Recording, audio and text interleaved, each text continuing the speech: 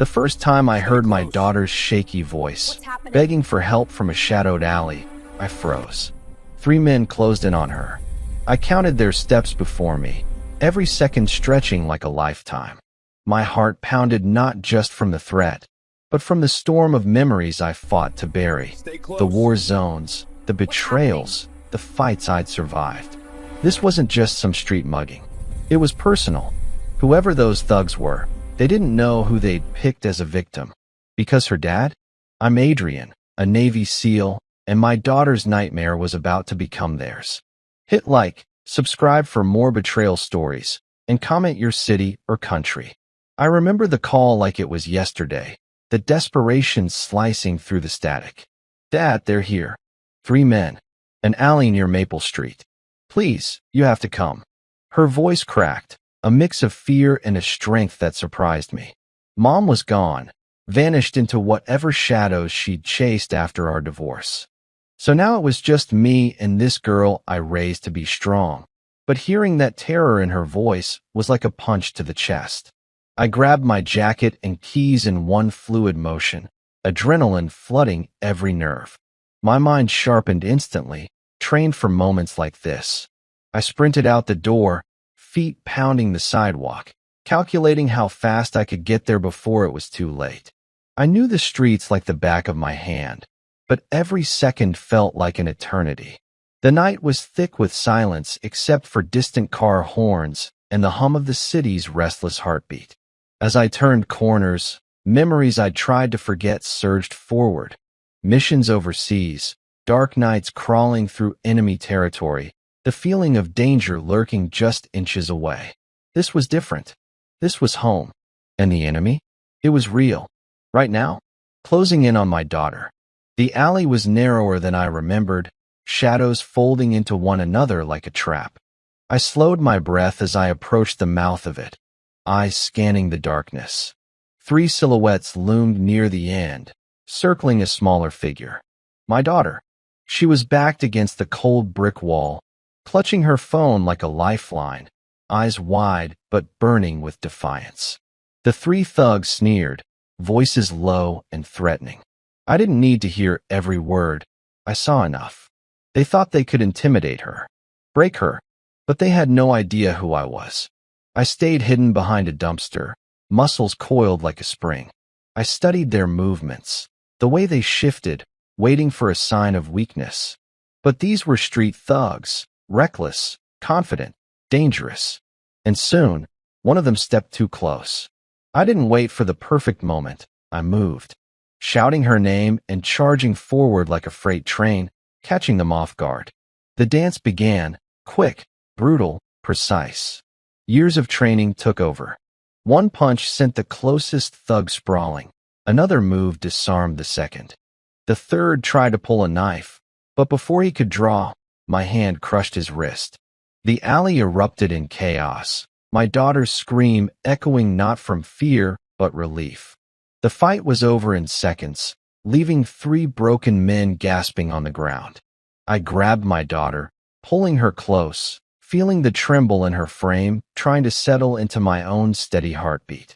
But as I looked down at the sprawled figures, one muttered something, a name. Something that tore through my relief and replaced it with ice-cold dread. He said, "Tell your mom Dominic sends his regards." My stomach dropped. Dominic, a name buried in my past, tied to the darkest chapters one never wanted to revisit. Why was he connected to my daughter now? Why had this night turned into a thread unraveling a hidden nightmare? Sirens wailed in the distance. Police were already on their way. But before I could move, before I could even breathe, my daughter whispered, "Dad, this isn't just a random attack. It's tied to Mom. I need to know the truth." I held her tighter, the weight of a father's promise settling heavy in my chest. Whatever darkness hid behind my ex-wife's secrets, it just found us. And I wasn't going to let it win. What darkness lurks in my ex-wife's past? What is Dominic's connection to our family? And what nightmare has my daughter unknowingly stepped into? The answers are buried deep, too dangerous to ignore. The police arrived within minutes, their flashing lights cutting through the alley's darkness like daggers. Two officers stepped out, hands hovering near their holsters until they saw me standing protectively in front of my daughter, the three thugs groaning on the pavement behind us. "Sir, step back," the older officer commanded, his voice firm but cautious. I raised my hand slowly, showing I wasn't a threat. "I'm Adrian. I'm her father. These men attacked my daughter. I defended her." The younger officer moved toward the thugs, calling for backup and an ambulance. The older one, a detective named Quinn, approached me with sharp eyes that had seen too much. She glanced at my daughter, then back at me. "What happened here?" My daughter spoke before I could. "They cornered me, threatened me. My dad came just in time." Quinn nodded, scribbling notes. "Did they say anything? Demand money? Try to rob you?" I hesitated, the name Dominic still echoing in my skull. But I stayed silent for now. I needed answers first, before dragging police into something I didn't fully understand yet. "They didn't get a chance," I said carefully. "I stopped them." Quinn studied me for a long moment, her gaze lingering on my posture, the way I carried myself. "You former military?" "Navy SEAL. Retired." She nodded, unsurprised. "That explains the efficiency." She turned to my daughter. "Miss, are you hurt?" My daughter shook her head, though her hands still trembled. "I'm okay. Just scared." The paramedics arrived and checked her over while the officers cuffed the three thugs and hauled them into squad cars. One of them, the one who'd mentioned Dominic, locked eyes with me as they dragged him past. His smirk was chilling, like he knew something I didn't. "This ain't over," he muttered under his breath. I stepped forward, fists clenched, but Quinn blocked my path. "Let us handle this, Adrian. You did your part." But I knew better. This wasn't just some random street attack. This was a message, a warning, and it was tied to someone I hadn't thought about in years, my ex-wife, Natalie. We drove home in silence, the city lights blurring past the windshield. My daughter sat rigid in the passenger seat, staring out the window, her fingers twisting the edge of her jacket. I wanted to say something, anything to reassure her, but the words felt hollow. Finally, she broke the silence. "Dad, I need to tell you something." I glanced at her, my chest tightening. "What is it?" She took a shaky breath. "This wasn't random. One of those guys," he said Mom's name. He said, "Tell your mom Dominic sends his regards." My hands gripped the steering wheel so hard my knuckles turned white. "Dominic, you're sure that's what he said?" She nodded. "Who is he, Dad? Why would he send thugs after me?" I didn't answer right away. The name Dominic dragged up memories I'd buried deep. Natalie's late-night phone calls, her secretive behavior in the months before our divorce, the way she disappeared without explanation. I'd chalked it up to infidelity, a midlife crisis, anything but this. "I don't know yet," I said quietly, "but I'm going to find out." The next morning, I drove to Natalie's apartment across town. She lived in a sleek high-rise, far beyond what her income as a part-time event planner could afford. That alone should have been a red flag, but I'd been too focused on raising our daughter to dig deeper. I buzzed her unit. No answer. I buzzed again, leaning on the button until finally, her voice crackled through the intercom. "Who is it?" "It's Adrian. We need to talk. Now." A long pause. Then, reluctantly, "Come up." I took the elevator to the 12th floor, my jaw clenched. When she opened the door, I barely recognized her. Natalie had always been put together, but now she looked polished to perfection. Designer clothes, expensive jewelry, a lifestyle that screamed money I knew she didn't earn. "What do you want, Adrian?" she asked, arms crossed defensively. I pushed past her into the apartment. "3 men attacked our daughter last night.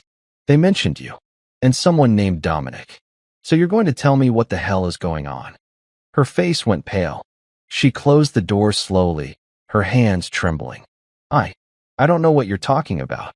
"Don't lie to me, Natalie." My voice was cold, controlled. "One of those thugs said your name. They were sent to hurt her. And you're going to tell me why." She sank onto the couch, burying her face in her hands. For a moment, I thought she might cry, but when she looked up, her eyes were hard. You don't understand. I got involved with people I shouldn't have. People who don't forgive mistakes. What people? Who's Dominic? She hesitated, then whispered. Dominic runs a club downtown. He's connected. Organized crime.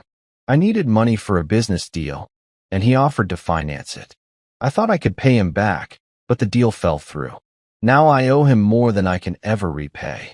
My blood ran cold. How much? 200,000. I stared at her, disbelief and rage warring inside me. And you dragged our daughter into this? You put her life in danger because of your greed. Tears streamed down her face now. I didn't mean for this to happen. I thought I could handle it. But Dominic, he said if I didn't pay, he'd find other ways to collect. He mentioned her. Said she could work off the debt at his club. The room spun. My fists clenched so tight, I felt my nails digging into my palms. You let this monster threaten our daughter, and you said nothing? I told him no, she shouted. I refused. That's why he sent those men. It was a warning, to show me he's serious. I turned away, trying to steady my breathing. Every instinct screamed at me to walk out, to take my daughter and disappear. But I knew men like Dominic. They didn't stop. They didn't forget. You're going to help me take him down, I said, my voice deadly calm. She looked up, eyes wide. What? You're going to tell me everything. Every meeting, every deal, every person he's connected to. And then we're going to destroy him. She shook her head frantically. You don't know what you're asking. He'll kill us both. I leaned down, my face inches from hers. He already tried to hurt my daughter. That was his first mistake. And it's going to be his last. How deep does Dominic's criminal empire run? What secrets is Natalie still hiding? And can I protect my daughter from a man who doesn't play by any rules? I left Natalie's apartment with a notebook full of names, places, and dates. Every detail she remembered about Dominic and his operation was now in my hands. She'd begged me to let it go, to take our daughter and run, but running wasn't in my nature. I'd spent 20 years as a SEAL learning one critical lesson. You don't abandon the mission, and you don't let evil win. My first call was to Tristan, an old teammate who'd left the military 2 years before me. He ran a private investigation firm now, specializing in cases the police couldn't or wouldn't touch. If anyone could help me dig into Dominic's world, it was him. Adrian. Tristan answered on the second ring, his voice warm with familiarity. It's been too long, brother. What's going on? I need your help. Someone threatened my daughter. The trail leads to a man named Dominic, runs a club downtown, connected to organized crime. I need everything you can find on him. There was a pause. Then Tristan's tone shifted to all business. Dominic Carver? You know him? Know of him. He's dangerous, Adrian. Runs money laundering operations through that club of his. Word is he's connected to trafficking networks too, though nothing's ever stuck in court. The guy's slippery. My jaw tightened. Then we make sure he slips this time. Can you help? I'm in. Meet me at my office in an hour. Tristan's office sat above a pawn shop in a neighborhood that had seen better days. The walls were covered in corkboards filled with photographs, surveillance images, and handwritten notes. Cases he was working or had closed. He poured 2 cups of black coffee and slid one across the desk to me. So tell me everything, he said, leaning back in his chair. I laid it out. The attack, Natalie's confession, Dominic's threat to make our daughter work off the debt. With every word, Tristan's expression darkened. He's escalating, Tristan said finally. Sending thugs after a teenage girl? That's not just a warning. He's testing boundaries, seeing how far he can push before someone pushes back. Then let's push back hard. Tristan opened his laptop and pulled up a file. Dominic Carver, 42 years old, owns 3 nightclubs, 2 restaurants, and a chain of luxury car washes. On paper, he's a legitimate businessman, but the feds have been watching him for years. They suspect his businesses are fronts for laundering drug money and funding human trafficking rings. I stared at the screen, memorizing his face, sharp jawline, cold eyes, a smile that didn't reach past his teeth. This was the man who'd threatened my daughter. They've never been able to build a solid case, Tristan continued. He's smart, keeps his hands clean, uses intermediaries for the dirty work. But if your ex-wife has inside knowledge, that could change everything. What do we need? Evidence. Financial records, communications, testimony from people he's burned. If we can get enough, we hand it to the FBI and let them tear him apart. I nodded. Let's start digging.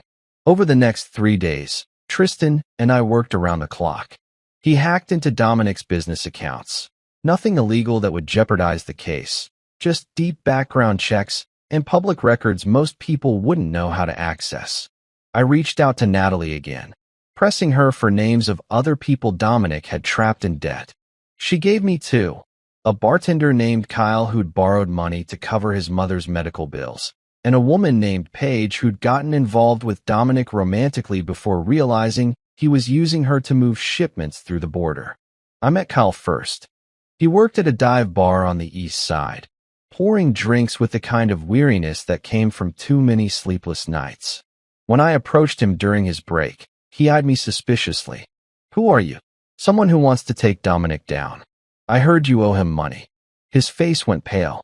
I don't talk about that. You want to get me killed. I want to get him arrested. But I need your help. Kyle lit a cigarette, hands shaking.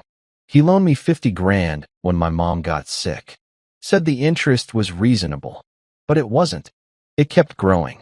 Now I owe him double, and he's threatening to hurt my family if I don't pay. What if I told you there's a way out? A way to make him pay instead?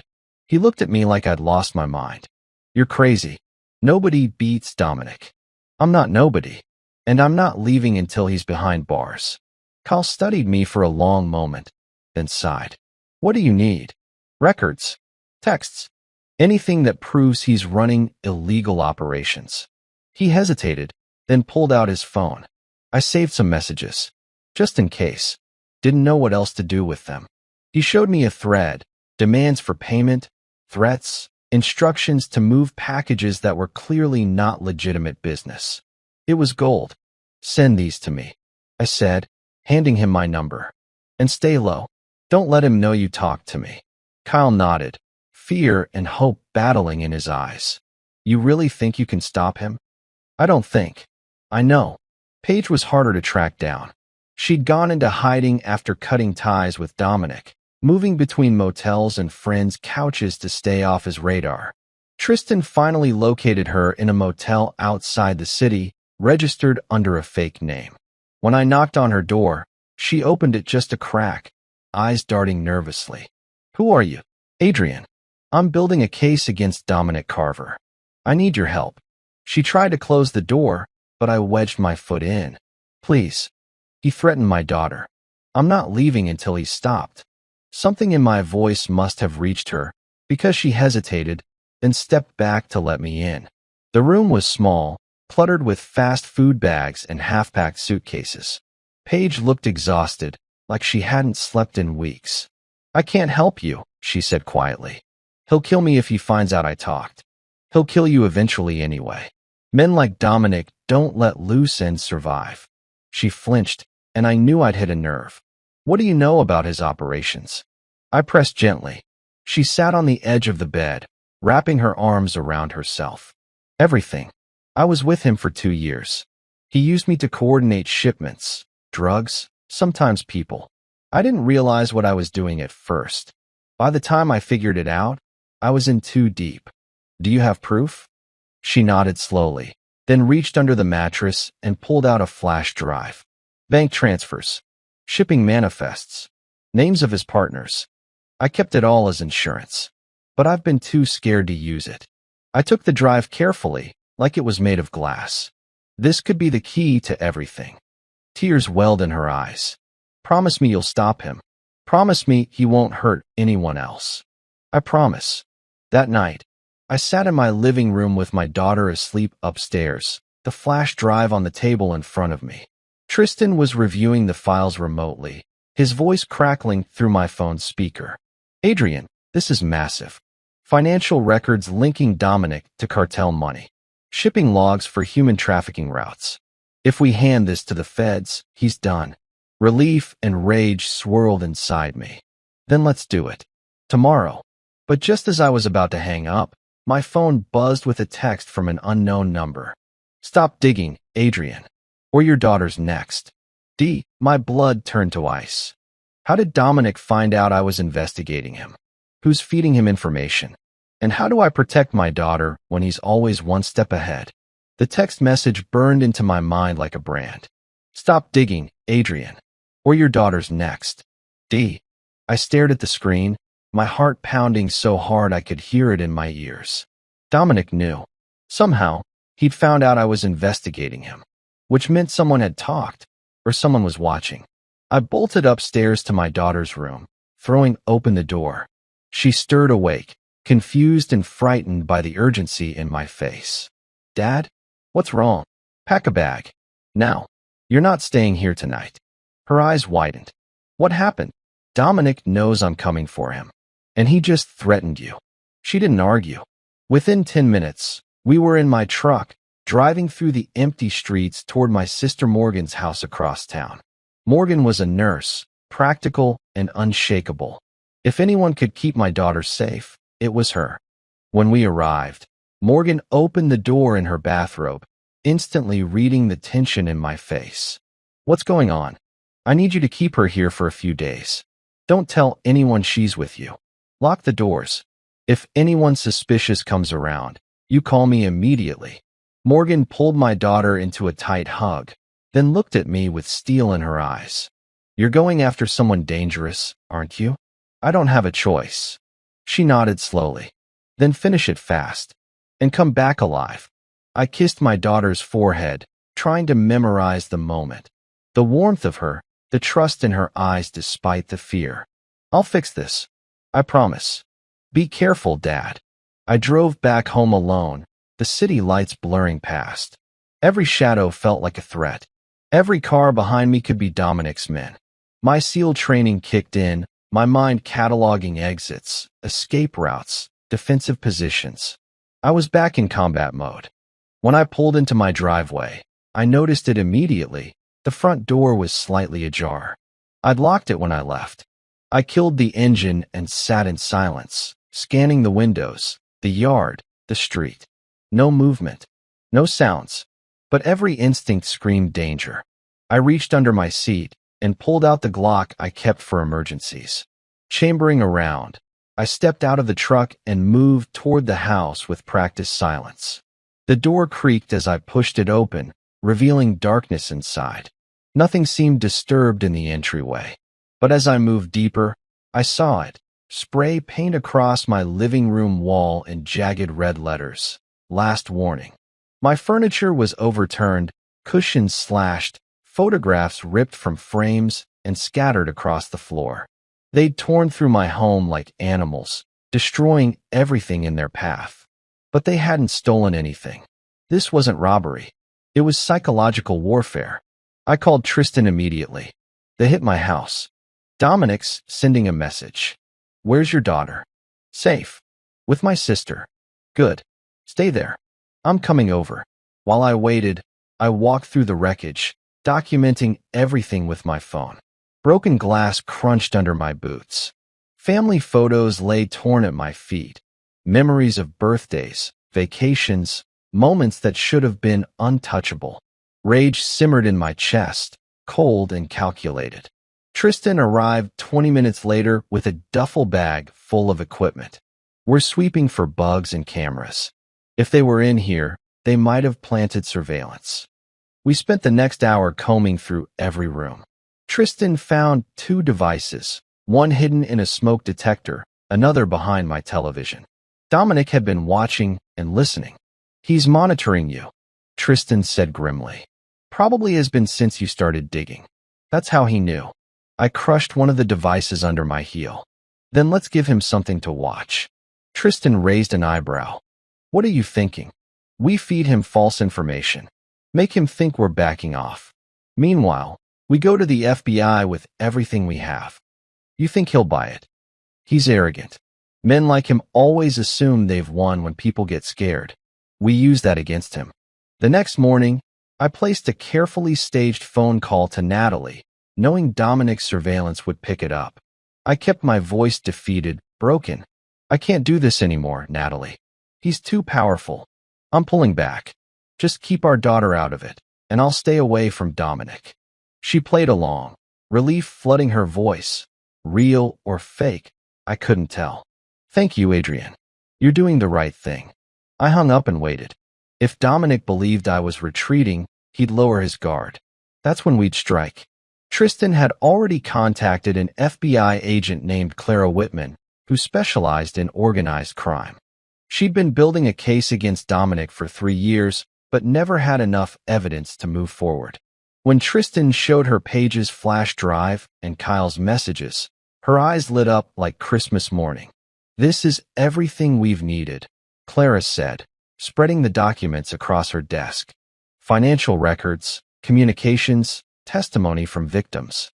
If we move fast, we can arrest him before he realizes what's happening. How fast? I asked. 72 hours. I need to brief my team, get warrants signed, coordinate with local PD. But we can do this. What about protection for the witnesses? Kyle and Paige are terrified. We'll put them in protective custody the moment we move. They'll be safe. I nodded, feeling the first flicker of hope since this nightmare began. Then let's end this. But that night, everything changed. I was at Tristan's office reviewing the final details of the FBI operation when my phone buzzed. A picture message from an unknown number. My blood turned to ice when I opened it. It was a photo of Morgan's house, taken from across the street. Time-stamped 20 minutes ago. The caption read, "Found her." I was out the door before Tristan could say a word, sprinting to my truck and peeling out of the parking lot. My phone rang, Morgan's number. I answered, my voice strangled. "Morgan, Adrian, there are men outside. 2 of them, just sitting in a car, watching the house. I called the police, but lock every door and window. Get to the basement with my daughter. I'm 10 minutes away."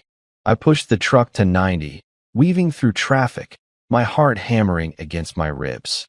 I'd underestimated Dominic. He hadn't bought the fake surrender. He'd escalated instead, going straight for the one thing that mattered most. When I screeched to a halt in front of Morgan's house, the car Morgan described was gone. But the message was clear. Dominic could reach my daughter anytime he wanted. And if I didn't stop, he would. I ran to the door, and Morgan opened it immediately, my daughter standing behind her, pale and shaking. "They left 5 minutes ago," Morgan said. "Just drove away.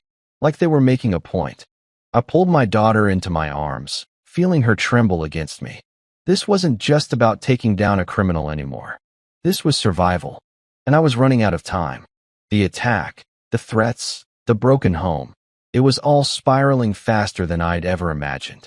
But running wasn't an option. Not when my daughter's life was on the line. What I had to do now was dig deeper into Dominic's network and build an airtight case that would bury him for good. The sun barely broke through the haze when I called Tristan first thing in the morning. He was waiting for my call, as expected. "I already contacted Clara," he said. "She's ready to bring in federal agents once we have solid proof. But to take down someone like Dominic, we need more than threats and hearsay. We need his dirty laundry hanging out in public." Natalie's information was our entry point, but it wasn't enough. That's when Tristan suggested a strategy to slowly unearth the full extent of Dominic's empire. We hit the shadows where regular cops don't look: financial trails, backroom deals, the people he thinks he can hide behind. Our first target was Dominic's club downtown, Blueprint. Sleek, exclusive, but a hive of illicit activity behind its velvet ropes. Tristan knew the kind of people to talk to: employees, bartenders, the ones Dominic used to move cash or smuggle goods quietly. Over the next several days, we interviewed several low-level workers who'd grown fed up with the constant fear in their jobs. What they told us was staggering. Dominic controlled the club with an iron fist, collecting protection money, recruiting debtors for special jobs, and laundering millions with fake invoices. One bartender, Mason, shared how he'd been offered hush money to keep quiet, then fired when he refused. Another woman, Fiona, described being harassed to recruit younger girls for the back rooms. Each story added to a growing pile of evidence. Meanwhile, Natalie wavered between terror and resolve. I saw the guilt weighing on her every time we met. She knew she'd dragged her family into hell. But now, maybe she hoped our work could save her daughter, and maybe herself. I was torn between fury at her careless choices and relief that she'd decided to cooperate completely. It was the first real sign of hope. The lawyer, Clara, entered the picture like a storm. Sharp, authoritative, and relentless, a perfect foil for Dominic's slippery tactics. She warned me bluntly, "This isn't going to be easy. Dominic's got connections everywhere, politicians, cops, even judges. We'll face pushback every step of the way." Her words weren't deterrents, but calls to arms.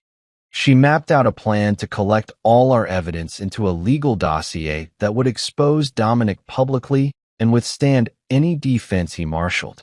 We also knew the importance of protecting those brave enough to testify. Clara arranged for witness protection plans for Mason, Fiona, Kyle, Paige, and anyone else stepping forward. The threat of Dominic's retaliation was very real, and we couldn't afford slip-ups.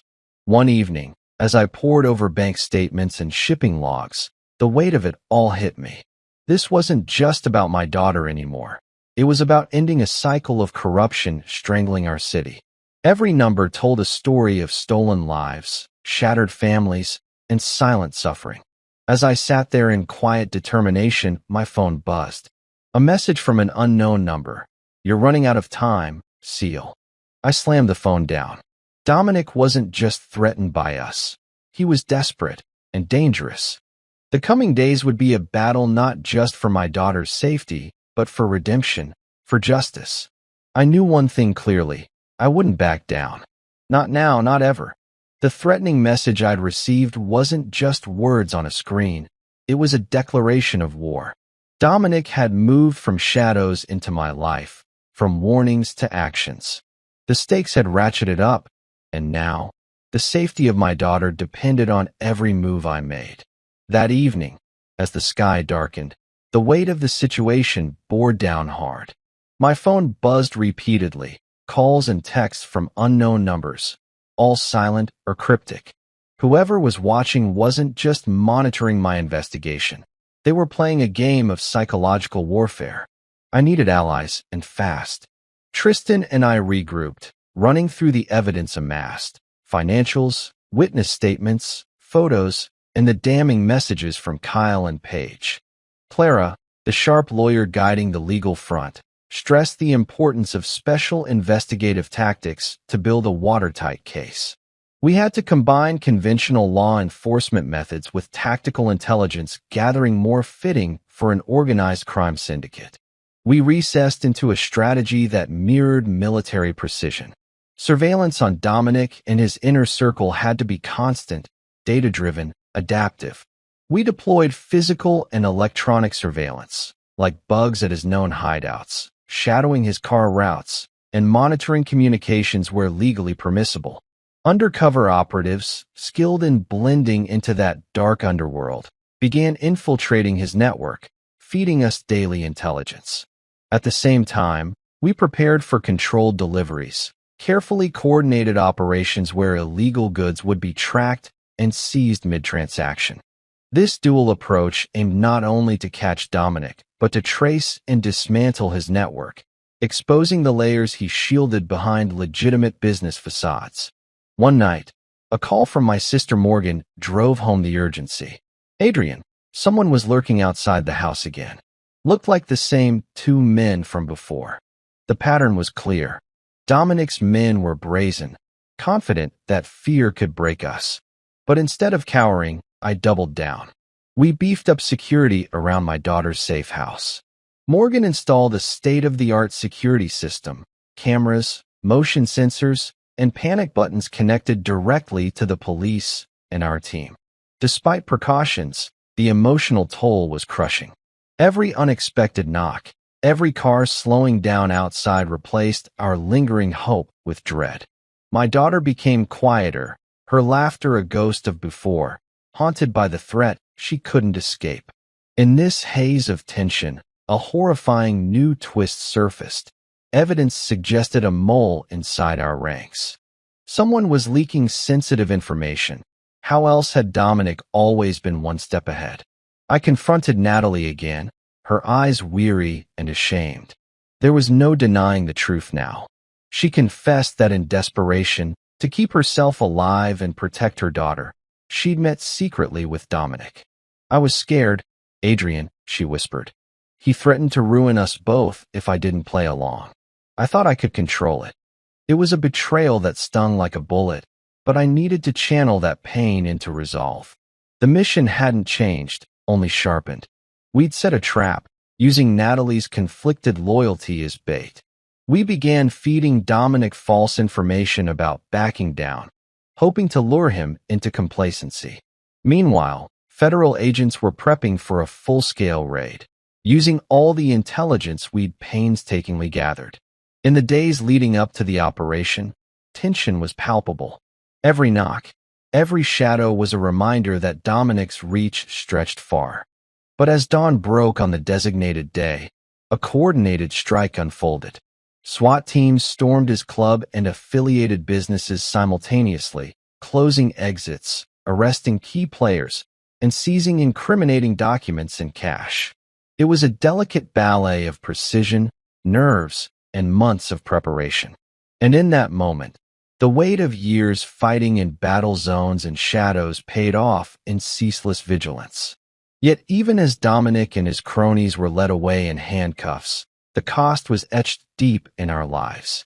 The psychological scars my daughter bore, the fractures in our family, the sacrifices we all made shifting into something resembling normalcy.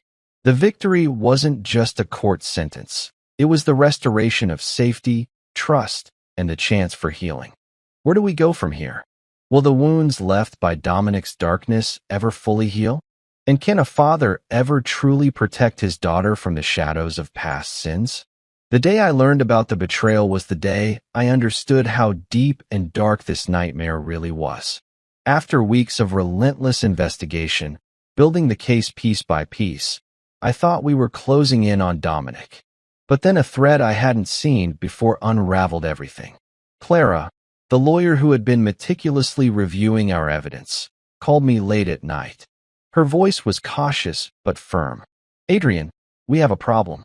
Some of the information Dominic's camp has been using to stay ahead, they came directly from inside your circle. I felt the floor drop beneath me. What are you saying? Your ex-wife, Natalie. She's been feeding him intel. My mind reeled. How? Why? It crushed me to confront Natalie again. This time not as a confused man trying to understand, but as a father gritting his teeth through betrayal. Face to face, she broke down under the weight of guilt. I was scared, Adrian. Dominic came to me, not just with threats, but with promises. Promises to keep our daughter safe if I helped. I thought I could control it, maybe save us both. But every time you gave him something, you sent my daughter deeper into danger, I said, voice hollow but urgent. I didn't have a choice, she whispered. I was drowning.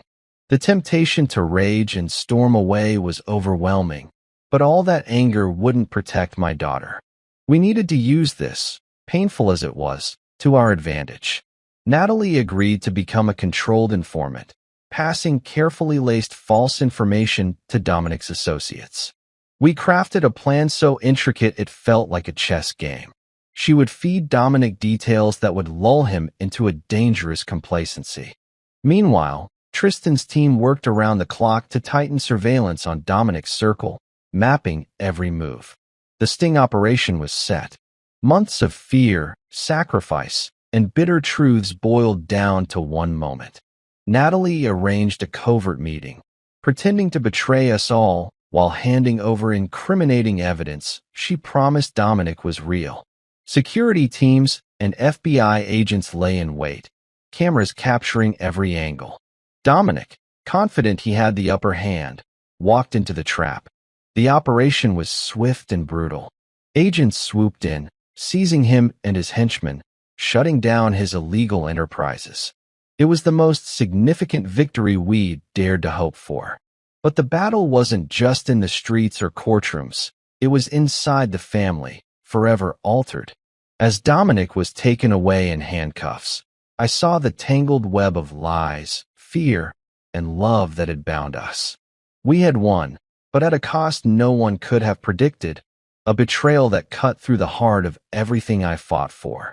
Can a family shattered by fear and secrets truly heal? Does justice overcome betrayal? Or is some damage too deep for even a Navy SEAL to repair? The night air was thick with tension as we moved into position for the sting operation. Months of planning, sacrifice, and deception had led to this one moment. A coordinated strike that could dismantle Dominic's empire once and for all.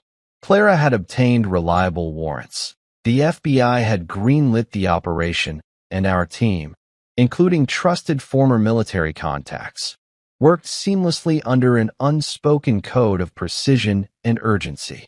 Natalie, once a source of betrayal, was now our reluctant ally in the field. Her role was risky but pivotal, to deliver falsified evidence to Dominic's top lieutenants, convincing them our investigation had gone cold and that we were ready to back off. The trap was set at a seedy warehouse on the outskirts of the city, the perfect location for a covert handoff. As my heart pounded, I watched through binoculars from a hidden vantage point. Shadows moved, headlights cut through the darkness, and then Dominic himself arrived, arrogant and confident. His presence confirmed the intelligence was sound. Natalie stepped forward, clutching a briefcase stuffed with fake documents and USB drives, a curated digital treasure trove designed to fool Dominic's network. The exchange was tense. The slightest misstep could blow the entire operation. Dominic examined the evidence, skepticism flickering in his eyes, but he accepted. He ordered one of his men to assess the files immediately. That's when the signal came. Lights flashed. Agents swarmed in, surrounding Dominic and his crew before they could react. The air erupted with shouting, cuffs snapping, and the crushing finality of justice in motion. Inside the warehouse, the subsequent raid revealed everything we'd hoped for, and more. Financial records, encrypted hard drives, shipment logs connected to illicit trade routes. Each piece of evidence exposed the scale and severity of Dominic's crimes. More victims stepped forward, emboldened by the takedown, sharing stories of coercion, fear, and struggle. The operation was a success on every level, but it came at a cost none of us expected. In the days that followed, our circle tightened, aware that Dominic's reach might extend into the courtroom, the police force, even the judiciary. Threats escalated, not just to me or my daughter, but to anyone who dared testify. Witness protection became a fortress, and trust was the rarest currency. Amid this chaos, I found myself facing the stark realities of a world where bravery often meant sacrifice. My daughter needed healing, and I needed to be the anchor she could rely on through it all. The sting operation marked a turning point, not just in the case, but in our lives. Dominic was behind bars, but the battle for justice and closure was just beginning. Could we rebuild what had been broken? Would the scars fade, or were some wounds too deep? And in the end, could a father's love truly shield his child from the shadows of a dangerous past? The first time I walked into the courthouse for Dominic's trial, it didn't feel like victory. It felt like walking back into combat. The air was thick with whispers, nervous energy, and the quiet desperation of people who had been living under his shadow for years. Months had passed since the sting operation.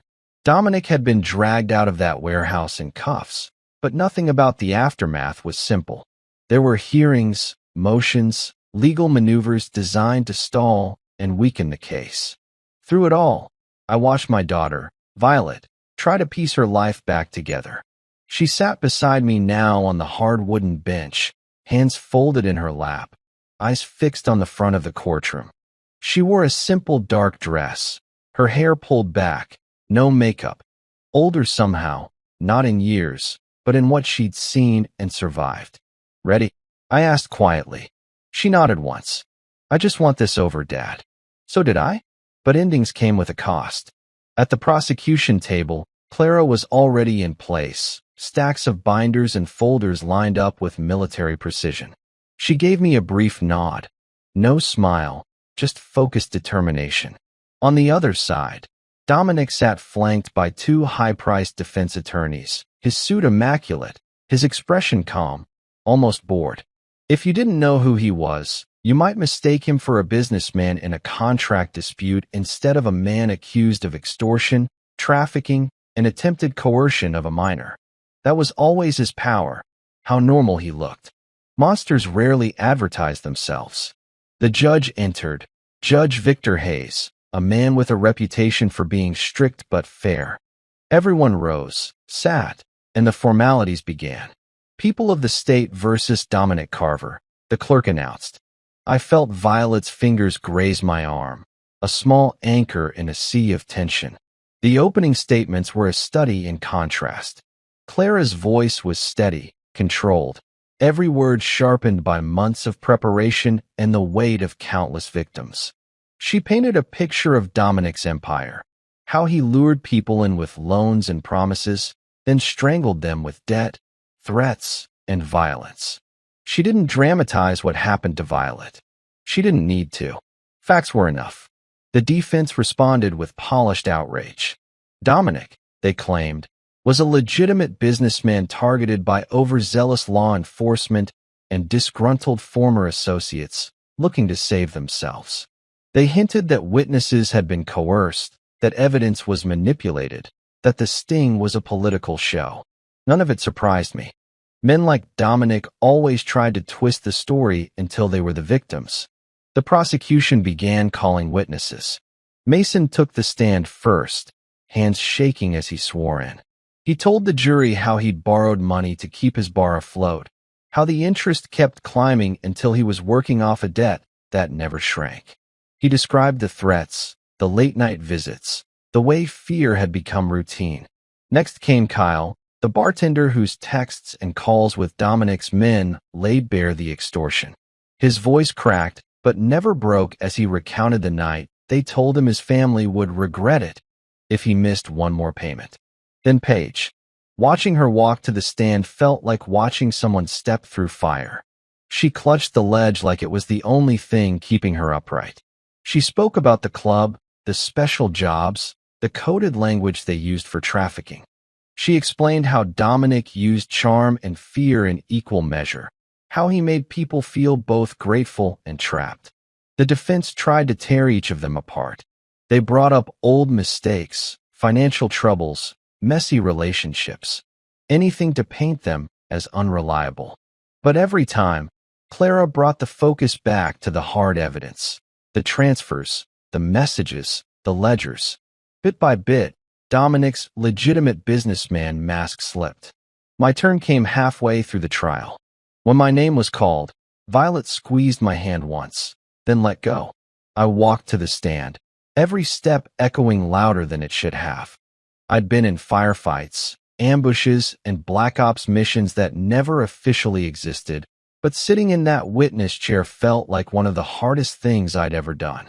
I raised my right hand, swore to tell the truth, and sat. State your name for the record, Clara said. Adrian Cole. She began with basics, my service as a Navy SEAL, my life after, my role as a father. Then she guided me through the night in the alley, the three thugs, the words that changed everything. Tell your mom Dominic sends his regards.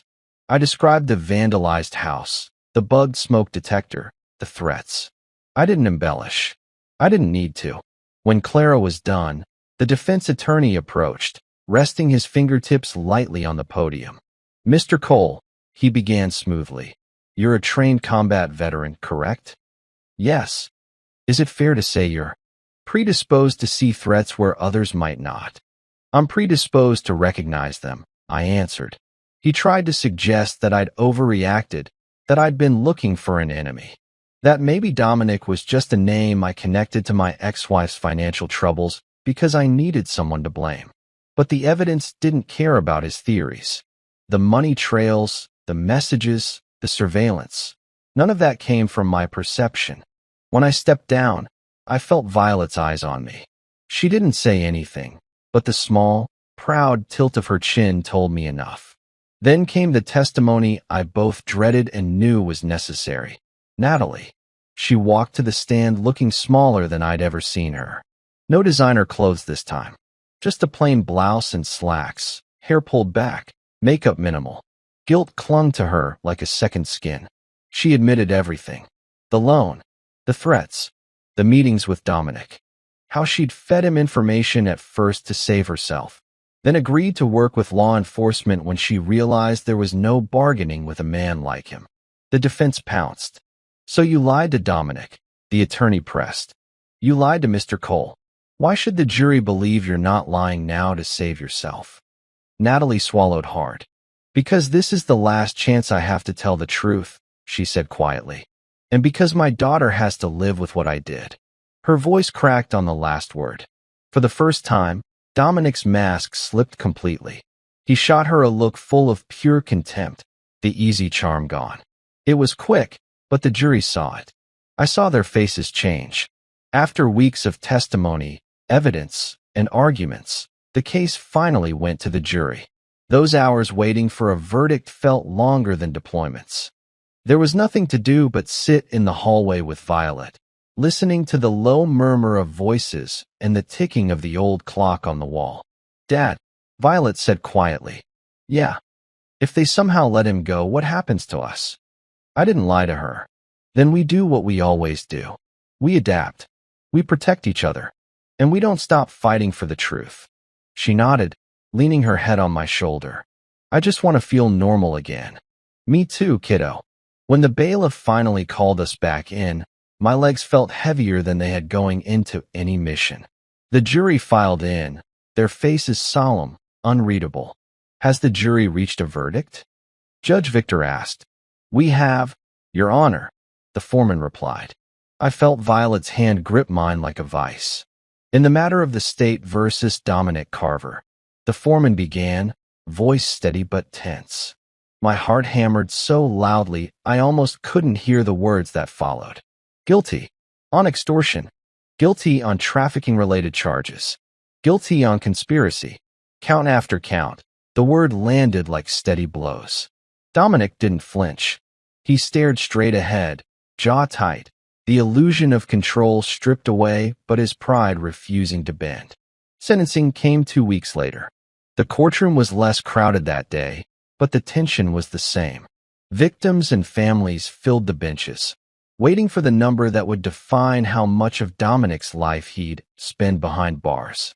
The judge spoke at length about the harm Dominic had caused, the lives he'd warped for profit and power. He acknowledged the courage of those who testified. When he finally delivered the sentence, decades behind bars, it wasn't met with cheers, just a long, collective exhale. Dominic was led away, hands cuffed, flanked by deputies. He didn't look back at us. Maybe he couldn't. Later that afternoon, in a smaller courtroom, another decision was made. Natalie faced her own hearing. Less dramatic, but just as heavy for our family. She wasn't on trial for Dominic's level of crimes, but she wasn't innocent either. She'd cooperated. She'd helped bring him down. The court took that into account. She received a reduced sentence, probation, mandated counseling, community service. But when the issue of custody came up, the judge's voice was firm. In the best interest of Violet, he ruled, primary custody will remain with Mr. Cole. Any contact with Ms. Natalie Cole will be supervised until such time as the court is convinced it is safe and healthy for the child. Natalie nodded, tears streaming down her face. She didn't argue. Maybe she knew this, too, was part of justice. Outside the courthouse, the sky was wide and strangely bright. Reporters clustered at the steps, but Clara ran interference, giving a brief statement so Violet and I could slip away. We walked to the parking lot in silence. So, is it over? Violet asked finally, her voice small. I looked at her, at the faint shadows still under her eyes, at the way she scanned the area without realizing it. Habits she'd picked up from me. Legally. I said. Mostly. Dominic's where he belongs. Mom's being held accountable in her own way. And for us? She whispered. That was the question that lingered. The one no judge or jury could answer. We start figuring that out now, I said. One day at a time. She took a deep breath, then slipped her hand into mine. As we drove away from the courthouse, the building shrinking in the rearview mirror, I realized the war in the shadows was finally ending. But healing? That was a different kind of mission. One we were just beginning. Would we learn to live without fear again? Could we rebuild trust, family, and some sense of normal after everything that had been broken? Or would the echoes of this trial follow us farther than any sentence ever could? The morning the house finally felt quiet instead of haunted, I realized the war inside our walls was starting to end. There were no squad cars creeping past, no late-night calls from lawyers, no constant checking of locks 3 times before bed. Just sunlight pushing through clean windows and the muted sound of my daughter's footsteps in the hallway. We hadn't run away to some far-off place. We'd chosen something simpler. A smaller rental on the edge of the same city, away from Dominic's old routes and the alley that still echoed in my nightmares. New street, new neighbors, same names on the mailbox, but a different kind of silence. Not the heavy kind that comes before danger. The kind that leaves room to breathe. Violet padded into the kitchen in an oversized hoodie and socks. Hair a mess, eyes still soft with sleep. For once, she didn't look over her shoulder as she crossed the room. That alone felt like a miracle. Morning, I said, pouring her a mug of hot chocolate instead of coffee.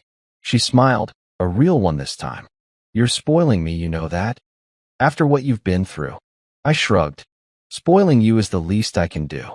She wrapped her hands around the mug, letting the warmth soak into her fingers.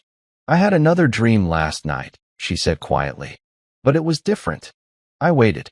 Before, it was always the alley, she went on. Them closing in, me not being able to scream, you not getting there in time. But this time, I was back there, and when they tried to grab me, I just walked past them, like they were shadows. They couldn't touch me. How did it feel? I asked. She took a long breath and let it out slowly. Loud at first, then peaceful. There were therapists' names on the fridge, appointments on the calendar, coping exercises tucked into her notebook. Healing wasn't a single moment. It was hundreds of tiny choices she kept making to keep going. Watching her fight for that peace meant more to me than any verdict ever could. School counselor wants me to join that support group we talked about, she said. Kids who went through things. Do you want to? She nodded slowly.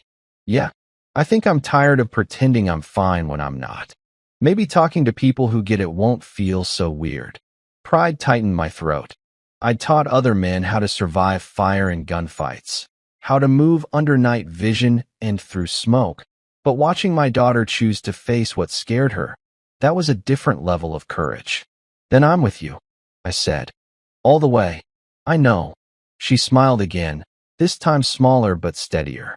Later that week, we sat in a quiet corner of a park we'd never had time to visit before everything exploded. Kids chased each other near the swings, dogs pulled at leashes. A jogger's playlist leaked faintly from their earbuds as they passed. The world kept moving, unconcerned with the war we'd just crawled out of. Violet lay back on the grass, staring at the sky. Do you ever think about him? She asked. Dominic. Yeah. I considered the question. For so long, every thought had been about him. Where he was, what he knew, what he might do next. He'd lived rent-free in my mind, a constant threat map overlaying every street and routine. Less than I used to, I admitted. More than I want. She plucked at a blade of grass. Sometimes I get mad that he's in a cell, and we're still out here dealing with what he did.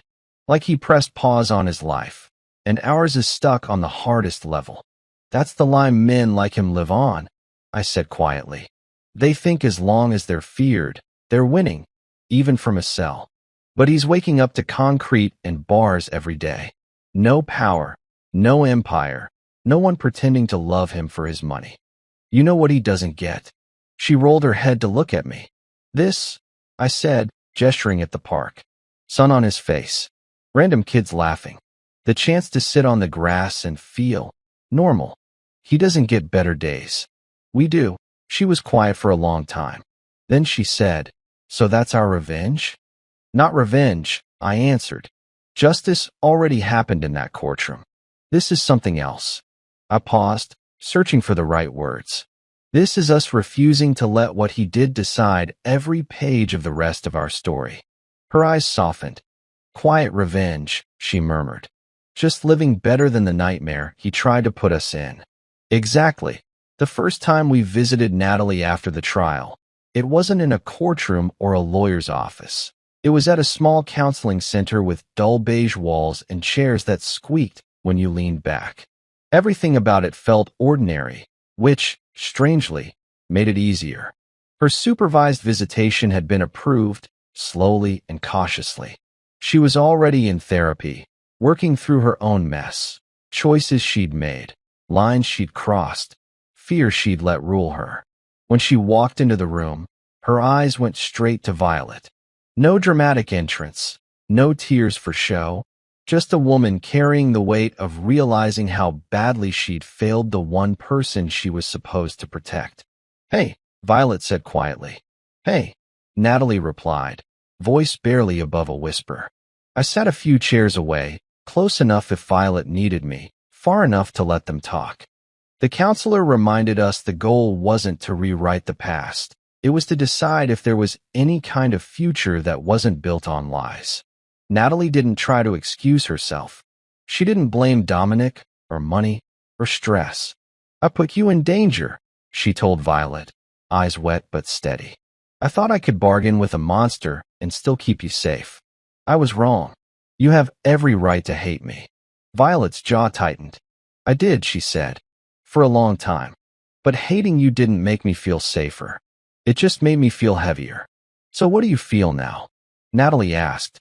Violet paused, picking at a loose thread on her sleeve. "Tired," she said honestly. "Angry sometimes. Sad a lot.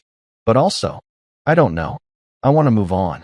And I don't think I can do that if I keep pretending you never mattered to me." Tears finally slipped down Natalie's cheeks. She didn't reach for Violet, didn't demand a hug or forgiveness. She just nodded. "Whatever you're willing to give me now, I'll take it as a gift I don't deserve." Watching them was like watching a broken bone being set. It hurt. It wasn't pretty, but if it healed right, maybe one day it would be strong enough to bear weight again. Later, in the car, Violet stared out the window for a while before speaking. "I'm not ready to forgive her completely," she said. "But I'm ready to stop letting what she did be the only thing I think about when I hear her name." "That's more than enough for now," I told her. "You get to go at your own pace." On a cool evening not tied to any anniversary or countdown, we found ourselves on the back porch of our new place, a couple of takeout containers between us and a blanket pulled over our legs. No time jump. No months later title card. Just us, still here, still breathing. Violet scrolled through her phone and laughed softly. "Remember when you used to freak out if I was 5 minutes late texting you back?" "I still do," I said. "I've just learned to panic more quietly." She nudged my shoulder.